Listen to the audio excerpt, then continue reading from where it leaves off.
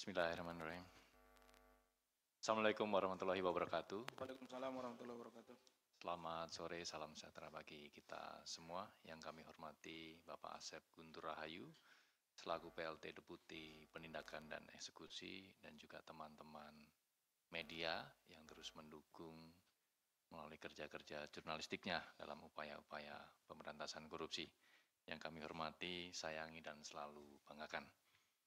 Pada kesempatan kali ini, sebagai bentuk transparansi informasi publik, KPK akan menyampaikan update perkembangan terkait dengan dugaan tindak pidana korupsi terkait dengan suap pengurusan perkara di lingkungan Mahkamah Agung. Namun sebelum kami menyampaikan secara lengkap terkait dengan konstruksi perkara ini, terlebih dahulu kami akan menghadirkan pihak-pihak yang pada hari ini akan dilakukan penahanan. Kami persilakan.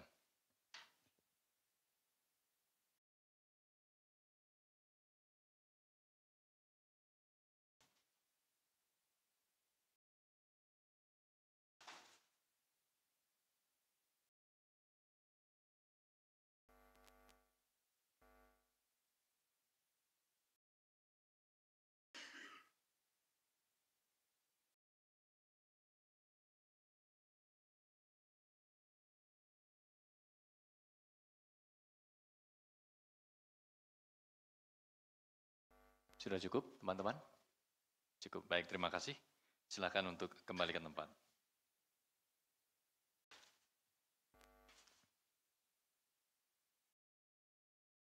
Baik, teman-teman media, kami akan... Ya, hati-hati, kita tunggu. Ya, baik.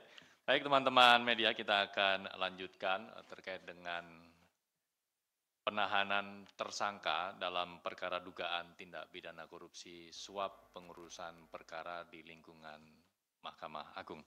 Kepada Bapak Asep Guntur kami persilakan. Baik, terima kasih Mas Jubir. Bismillahirrahmanirrahim. Assalamualaikum warahmatullahi wabarakatuh. Selamat sore dan salam sejahtera bagi kita sekalian. Yang saya hormati Mas Jubir, yang saya hormati dan saya cintai serta saya banggakan rekan-rekan jurnalis yang tidak pernah berhenti untuk membersamai kami dalam penanganan tindak pidana korupsi. Pada kesempatan sore hari ini kami akan menyampaikan pointers terkait dengan penahanan tersangka dugaan tindak pidana korupsi terkait suap pengurusan perkara di Mahkamah Agung. Sebagai latar belakang ingin kami sampaikan karena ini prosesnya agak lain ya. Maksudnya itu ada proses jemput paksa khusus untuk yang ini. Jadi alasannya adalah tentu penegakan hukum itu sangat perlu karena Indonesia sebagai negara hukum dan tentunya penegakan hukum menjadi salah satu yang penting dan dalam rangka itulah kami melakukan upaya-upaya termasuk melakukan jemput paksa kepada tersangka karena yang bersangkutan tidak hadir ya. 2 kali pemanggilan tidak hadir, kemudian juga kita sudah coba cari beberapa waktu, tidak ada, tapi alhamdulillah kemarin ya sore ya kita dapat informasi bahwa yang bersangkutan ada di suatu tempat dan tim segera ke tempat tersebut dan alhamdulillahnya ada, kemudian dibawa ke sini. Tentunya ini juga dalam rangka upaya penegakan hukum untuk memastikan bahwa supremasi hukum di Indonesia dapat memberikan rasa keadilan bagi seluruh warga negara yang memiliki kedudukan yang sama. Jangan sampai salah satu atau beberapa pihak kemudian tidak kita lakukan upaya paksa karena memang yang bersangkutan pergi atau tidak ada di tempat. Kita tetap berusaha untuk mendapatkannya.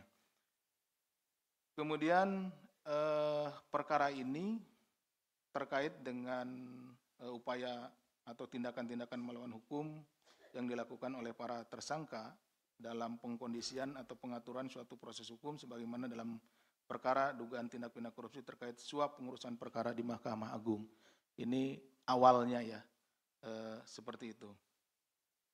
Kemudian ketidakhadiran tersebut, seperti tadi telah disampaikan, itu setelah 2 kali ya kita panggil, kemudian kita lakukan penjemputan paksa. Adapun upaya penjemputan ya, penjemputan tersebut sebetulnya sudah beberapa minggu yang lalu gitu. Kita melakukan pencarian dan lain-lain. Nah, seperti itu. Tapi baru kemarin bisa kita laksanakan.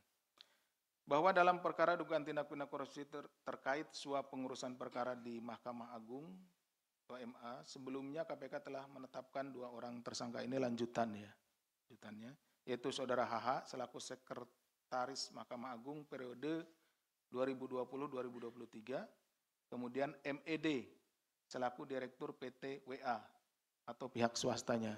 Jadi yang mengurus perkara-perkara di Mahkamah Agung salah satunya itu. Termasuk juga kan rekan-rekan juga mungkin monitor yang ditangani oleh Kejaksaan Agung juga ada pengurusan perkara di sana. Terhadap Saudara MED, KPK telah melakukan pemanggilan sebagai tersangka sebanyak 2 kali, kemudian yang ketiga kalinya kita cari dan tidak pernah hadir, di mana dalam pemanggilan tersebut tidak hadir tanpa keterangan. Ya, seperti tadi awal dijelaskan, yang bersangkutan dipanggil, alamat yang kita miliki, kemudian kita juga mencari informasi dari keluarganya, alamatnya, tapi tidak hadir tanpa keterangan yang jelas. Tentu kalau ada keterangan yang jelas, kita atau penyidik bisa memakluminya. Misalkan sakit atau hal lain ya, yang jelas gitu, seperti itu. KPK kemudian melakukan upaya paksa penangkapan pada hari Rabu tanggal 24 September 2025 sekitar pukul 18.44 waktu Indonesia Barat di sebuah rumah di kawasan Tangerang Selatan. Penyidik kemudian melakukan pemeriksaan secara intensif dan melakukan penahanan terhadap Saudara MED untuk 20 hari pertama terhitung sejak tanggal 20 September sampai dengan 14 Oktober 2025 di cabang Rumah Tahanan Negara Kelas 1 Jakarta Timur. Adapun konstruksi perkaranya sebagai berikut, bahwa sekitar awal tahun 2021, FR mempertemukan dan memperkenalkan MED kepada HH. Pada saat itu MED menyampaikan ada perkara dari temannya dan meminta bantuan kepada HH. Jadi temannya MED ini sedang berperkara pada tingkat di Mahkamah Agung ya, DMA gitu. Jadi dia minta kepada Saudara FR untuk dipertemukan dengan HH. HH ini pada saat itu sebagai sekretaris MA gitu ya. Jadi melalui pertemuan itulah Saudara MED meminta bantuan supaya temannya ini dibantu gitu, sesuai keinginannya. Tentunya ya perkaranya pasti minta dibantuan, ya perkaranya ya supaya dimenangkan seperti itu kan ya. Setelah beberapa kali pertemuan di tempat umum gitu ya, HH kemudian menyampaikan apabila ingin membicarakan perkara jangan harusnya gitu, sebaiknya di tempat tertutup, jangan di tempat umum gitu, seperti itu. Dan lebih bagus lagi mencari tempat untuk posko. Nah, ini permintaan dari Saudara H kepada Saudara MED. Jadi kalau mau ngobrolin perkara ya jangan di tempat umum lah gitu. Ya, ini kan pasti kalau tempat umum kan mungkin banyak orang dan lain-lain kan lalu lalang seperti itu ya. Jadi dia menyarankan kepada MED itu carilah tempat yang tertutup gitu ya, seperti itu. Kalau enggak ya bisa dijadiin posko seperti itu. Hal tersebut kemudian ditindaklanjuti, FR mencarikan tempat dan pembayarannya dilakukan oleh MED. Tadi kan FR itu adalah temannya MED juga. FR mencarikan tempatnya, kemudian yang membayar tempat itu adalah MED. Seperti itu. Nah, kemudian pada rentang waktu Maret 2021 sampai dengan Oktober 2021 terdapat komunikasi tentang beberapa proses pertemuan FR dengan HH di beberapa tempat, di mana dalam pertemuan tersebut FR bersama MED meminta bantuan HH untuk membantu menyelesaikan perkara temannya. Jadi perkara temannya itu bukan hanya satu gitu ya, beberapa perkara yang dikomunikasikan dengan HH di tempat yang kemudian tempat tertentu ini, tempat tertutup yang dicarikan oleh FR dan bayar sewanya oleh MED. Bahwa selama rentang waktu tersebut MED meminta bantuan HH untuk mengurus perkara hukum dari teman-temannya, antara lain perkara sengketa lahan di Bali dan Jakarta Timur, perkara sengketa lahan di Depok, perkara sengketa lahan di Sumedang, perkara sengketa lahan di Menteng, dan perkara sengketa lahan tambang di Samarinda. HH kemudian menyanggupi untuk membantu penyelesaian perkara sesuai dengan permintaan MED.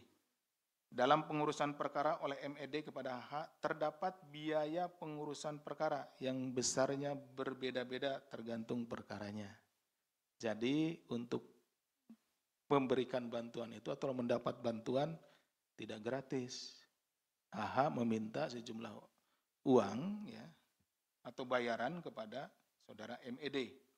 Biaya pengurusan perkara tersebut diberikan secara bertahap, yaitu berupa uang muka yang dibayarkan di awal pengurusan dan pelunasan apabila perkara tersebut berhasil dibantu pengurusannya oleh HH. Jadi kasih uang muka dulu, baru ditunggu nanti persidangannya setelah vonis ya, itu. Nah baru diberikan lagi. Bahwa atas perkara-perkara yang diurus oleh HH ternyata ada yang kalah gitu ya. Sehingga MED akan dilaporkan oleh pihak-pihak yang terkait. Sehingga MED meminta bantuan FR agar membantu menyampaikan kepada HH untuk mengembalikan uang pengurusan perkara yang sudah diberikan. Jadi kalau nggak berhasil nih, dia kan juga minta dari temannya, minta uangnya gitu ya, uangnya. Padahal uangnya sudah diserahkan kepada HH. Nah, si MED ini dilaporkan juga oleh temannya yang berperkara itu, loh kok sudah nitip, sudah ngasih uang, masih kalah gitu ya perkaranya. Nah, saya dilaporkan gitu. Makanya dia nagih juga nih ke MED.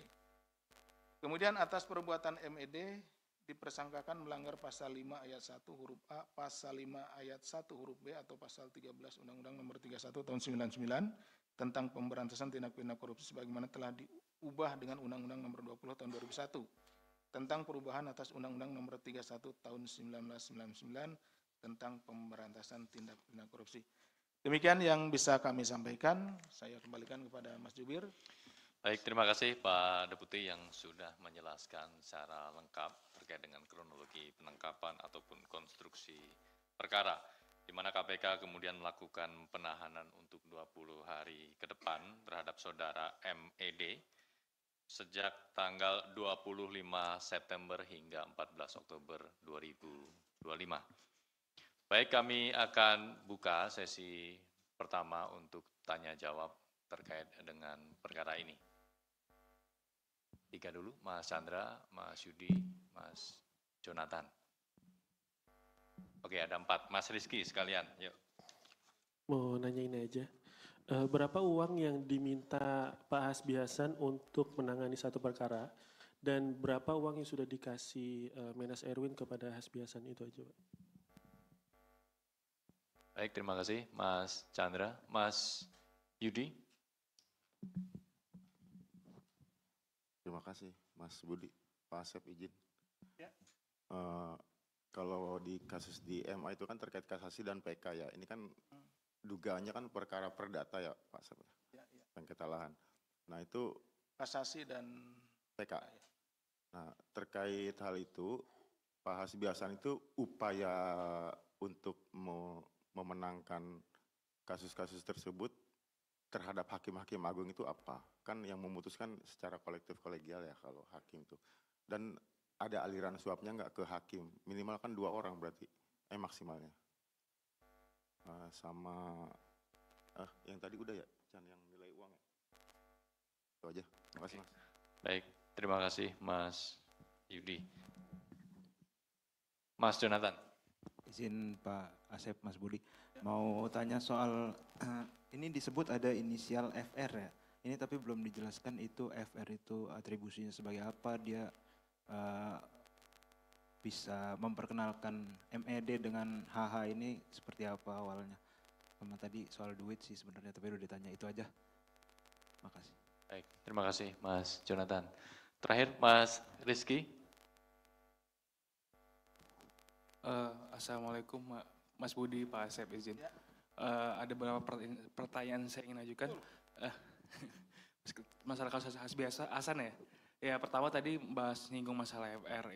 FR ini kan Fadlila Ramli dan juga salah satu politikus Golkar ya, dan sempat beberapa kali juga diperiksa.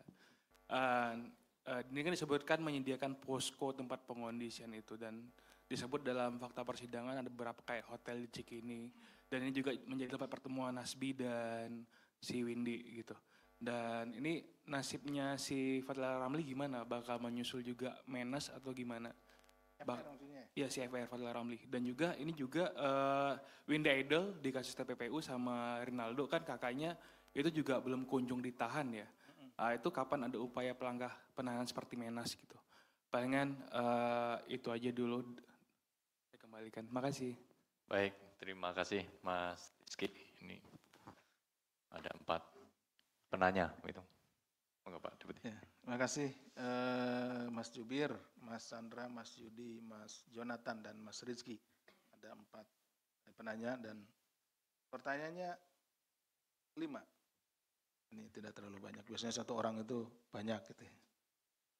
Yang pertama dari Mas Chandra, berapa uang yang diminta dan berapa uang yang sudah mengalir ke saudara AH ya dalam pengurusan ini. Saya pastikan lagi nanti ya, karena ini kan ada 5 atau 6 yang diurus ini. Ini ada 5 nih, 6 sebetulnya. Sengketa di Bali dan di Jakarta Timur, Depok, Sumedang, Menteng, dan Tambang, Samarinda. Masing-masingnya nanti saya cek dan nanti disampaikan ya Mas Jubir di ini supaya pas berapa dari tiap-tiap ini gitu ya permintaannya.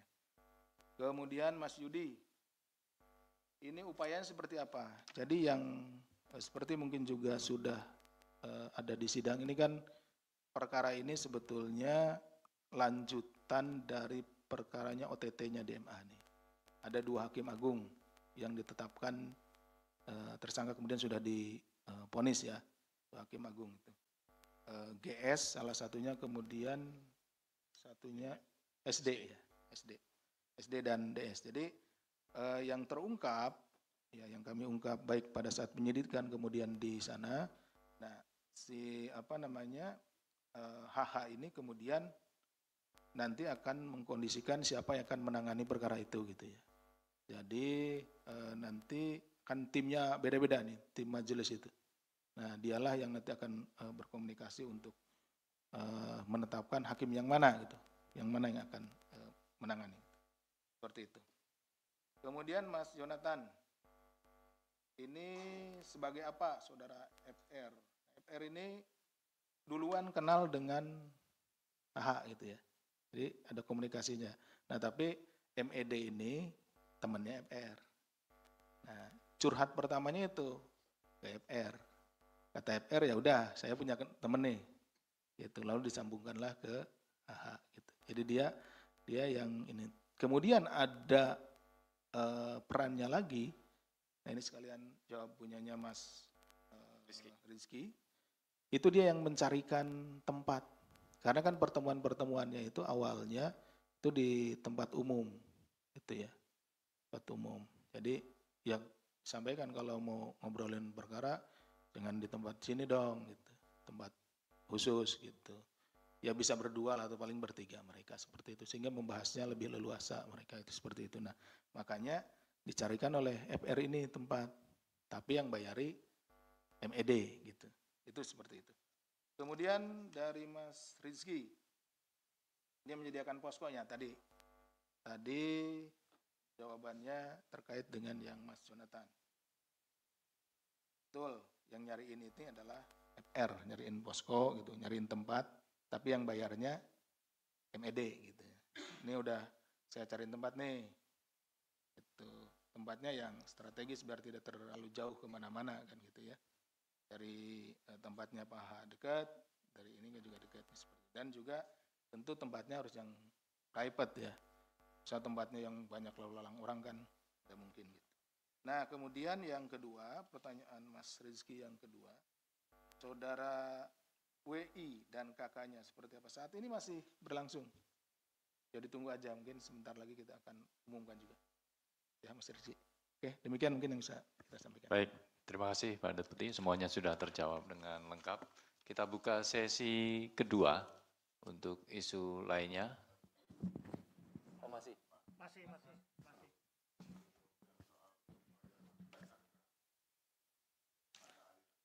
Oh, kalau yang ada aliran uangnya kemudian seperti di yang perkaranya, ponisnya yang itu ya, kan ada itu.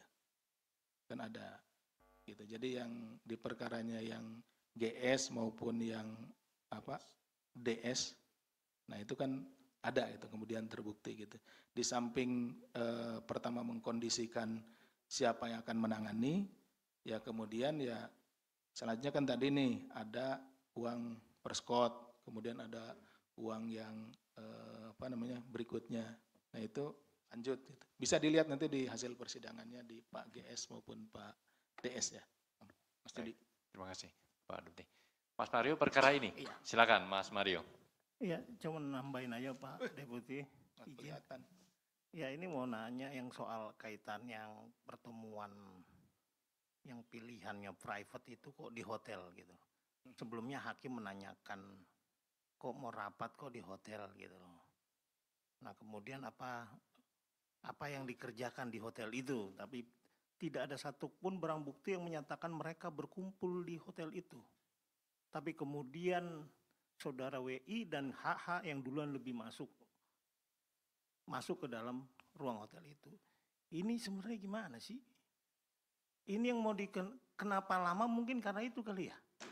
Berani nggak KPK mengambil momentum ini sebagai minimal jadi pionir atau terobosan di APH lain? Bahwa ini adalah gratifikasi seks. Berani nggak kira-kira mengambil angle seperti itu? Nggak mungkin ujuk-ujuk ada muncul Windy di hotel gitu loh. Kalau tidak jadi satu paket dalam perkara yang diurus. Soal TPPU misalkan ya mungkin iyalah boleh nyewa helikopter ke Bali dan bla bla bla. Lah ini paket yang mana lagi nih yang di Hotel Cikini gitu loh. Apakah karena lama KPK ingin menyusun bahwa ini adalah bagian dari gratifikasi seks yang dilakukan oleh pihak yang berperkara terhadap HH sebagai sekjen.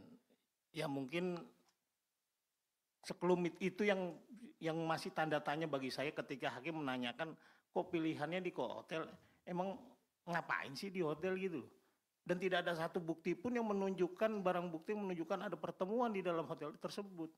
Tapi di parkiran ada 2 orang masuk, HH dan WI. Lah ini ketemunya yang mana ya?